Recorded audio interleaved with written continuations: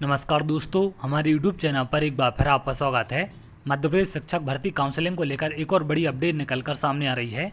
जैसा कि आप यहां पर देख रहे हैं, शिक्षक भर्ती नियमों में बड़ा बदलाव। तो काउंसलिंग के जो नियम होते हैं उनमें एक बार फिर विभाग की तरफ से बड़ा बदलाव किया गया है और बीच भर्ती में हमेशा की तरह फिर से नियम यहां पर बदले गए हैं। तो यहां पर जो वर्ग 2 की परीक्षा होने वाली है, यहां तक कि अगर हम वर्ग 3 की भी बात करें तो इन सब के अभ्यर्थी खतरे में हैं। अब किन चीज़ों को लेकर बदलाव किया गया है? अतिथि शिक्षकों के लिए नए नियम यहाँ पर लागू कर दिए गए थे। जो पहले 3 सत्र में 200 दिन थे, उसमें यहाँ पर बदलाव कर दिया गया है। इसके साथ साथ शैक्षणिक योग्यता में सबसे बड़ा चेंज किया गया है, जिससे बड़ी संख्या में अभ्यर्थी बाहर होने वाले हैं। जैसा कि आप जानते हैं, वर्ग 1 की अभी आपकी काउंसलिंग चल रही है, तो इसमें ट्राइबल विभाग की जो काउंसलिंग चल रही है उसमें यहाँ पर जो पहली नियम पुस्तिका जारी की गई थी, अब उसमें यहाँ पर संशोधन कर दिया गया है। वो संशोधित नियम पुस्तिका यहाँ पर जारी की गई है। तो अगर हम बात करें कि जो आपकी पहली नियम पुस्तिका जारी की गई थी उसमें क्या लिखा गया था और इसके पहले जो आपकी पात्रता परीक्षा का विज्ञापन था उसमें क्या कंडीशन दी गई थी, उसके बाद हम अभी के नए विज्ञापन के बारे में बात करेंगे। तो यहाँ पर आप देख सकते हैं, जो आपका ये पुराना विज्ञापन जारी किया गया था काउंसलिंग के लिए कुछ दिन पहले, तो यहाँ पर इसमें कंडीशन दी गई थी कि न्यूनतम 3 शैक्षणिक सत्र में 200 दिन होने चाहिए, तो इनको गेस्ट टीचर का फायदा मिलेगा। इसके साथ साथ शैक्षणिक योग्यता की अगर हम बात करें तो यहाँ पर आप देखें, उच्च माध्यमिक शिक्षक चयन परीक्षा 2023 की नियम पुस्तिका की कणिका 10.5 में लेख है कि शिक्षक पात्रता परीक्षा में भाग लेने हेतु यह शर्त निर्धारित की गई थी कि ऐसे आवेदक जो निर्धारित शैक्षणिक व्यवसायिक योग्यता अर्जित करने के अंतिम वर्ष में हैं, यानी कि पात्रता परीक्षा आवेदन दिनांक 27/1/2023 में भी पात्रता परीक्षा में बैठ सकते हैं, यानी कि जो लास्ट ईयर में थे वो पात्रता परीक्षा में बैठ सकते थे। ऐसे अभ्यर्थियों को चयन परीक्षा उपरांत पात्र पाए जाने पर मेरिट क्रम में शैक्षणिक योग्यता संबंधी अर्हता अर्जन की संदर्भ तिथि विभाग में जिस दिनांक को दस्तावेज मांगे जाएंगे उस दिनांक को प्रस्तुत करने होंगे। तो यहाँ पर एक कंडीशन रखी गई थी कि जो अभ्यर्थी लास्ट ईयर में है उनको पात्रता परीक्षा में शामिल किया गया है, लेकिन जब आपकी चयन परीक्षा होगी तो उसके बाद जो आपके डॉक्यूमेंट वेरिफिकेशन होंगे उस टाइम पर आपकी क्वालिफिकेशन कंप्लीट होनी चाहिए। अर्थात उस तिथि को अभ्यर्थियों द्वारा परीक्षा अंक सूची उपाधि धारित किया जाना अनिवार्य है, यानी कि जिस दिन इनके डॉक्यूमेंट वेरिफिकेशन है उस दिन इनकी क्वालिफिकेशन कंप्लीट होनी चाहिए थी। अब अगर हम बात करें वर्ग 1 पात्रता परीक्षा का जो विज्ञापन जारी किया गया था उसमें यहाँ कहा गया था कि शिक्षक चयन परीक्षा के विज्ञापन की तिथि होगी, अर्थात उस तिथि को अभ्यर्थियों द्वारा परीक्षा अंक सूची उपाधि धारित किया जाना अनिवार्य होगा। यानी कि जब आपकी चयन परीक्षा का विज्ञापन जारी होगा तो उस डेट तक इनकी क्वालिफिकेशन कंप्लीट होनी चाहिए, ऐसा कहा गया था पात्रता परीक्षा के विज्ञापन में। यहाँ पर जो इसके पहले नियम जारी किए गए इसमें कहा गया कि जिस दिन डॉक्यूमेंट वेरिफिकेशन होंगे उस दिन कंप्लीट होनी चाहिए, लेकिन अब यहाँ पर एक नया आदेश जारी किया गया है जिसमें सभी नियमों को बदल कर रख दिया है। आप देख सकते हैं, कार्यालय आयुक्त जनजाति कार्य मध्य प्रदेश की तरफ से 9/8/2024 को जारी किया गया है। उच्च माध्यमिक शिक्षक नियोजन 2024 चयनित आवेदकों के लिए संशोधित निर्देशिका। तो इसमें क्या क्या संशोधन किए गए हैं, इसमें अगर आप थोड़ा सा नीचे देखेंगे, यहाँ पर आप देख पाएंगे पहले जो कंडीशन रखी गई थी कि 3 शैक्षणिक सत्र एवं 200 दिवस होने चाहिए, तो इसमें यहाँ पर बदलाव किया गया है।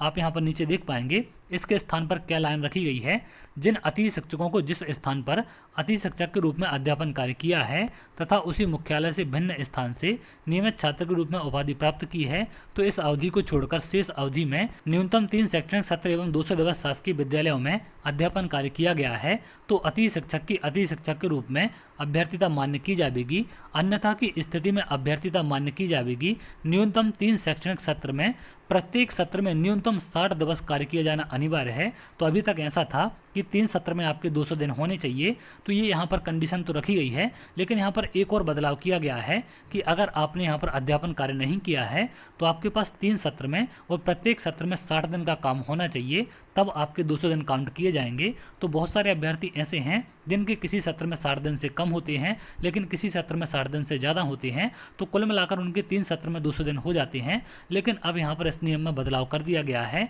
इस प्रकार से आपके वर्ग 2 को लेकर भी नियम जारी हो सकते हैं और आगे वर्ग 3 को लेकर भी ऐसे नियम देखने मिल सकते हैं, जिससे भी कई सारे अभ्यर्थी ऐसे होंगे जो अपात्र हो जाएंगे। अब यहाँ पर अगर हम योग्यता की बात करें तो यहाँ देख सकते हैं, बिंदु क्रमांक 9 की कणिका 9.1 में अंकित अर्थात उस तिथि को अभ्यर्थी द्वारा परीक्षा अंक सूची उपाधि धारित किया जाना अनिवार्य होगा का तात्पर्य दिनांक 27/1/2023 तक परीक्षा अंक सूची उपाधि धारित किया जाना अनिवार्य है, न कि सत्यापन हेतु उपस्थिति दिनांक तक। तो यहाँ पर इस नियम को और बदल दिया गया है। इनका कहना है कि 27/1/2023 तक ही इनकी उपाधि मान्य होगी, उसके बाद अगर इन्हें निर्धारित की है तो उसको मान्य नहीं किया जाएगा। लेकिन पिछले आपने तमाम नियम देखे जब आपका पात्रता परीक्षा का विज्ञापन जारी किया गया था तो उसमें कहा गया था कि इनकी क्वालिफिकेशन चयन परीक्षा के विज्ञापन तक होनी चाहिए। पिछला विज्ञापन जो काउंसलिंग का जारी किया गया उसमें कहा गया कि डॉक्यूमेंट वेरिफिकेशन तक होना चाहिए, लेकिन अब यहाँ पर एक और नया नियम जारी किया गया है। आप देख सकते हैं इससे बड़ी संख्या में अभ्यर्थी ऐसे होंगे जो आपके बाहर हो जाएंगे।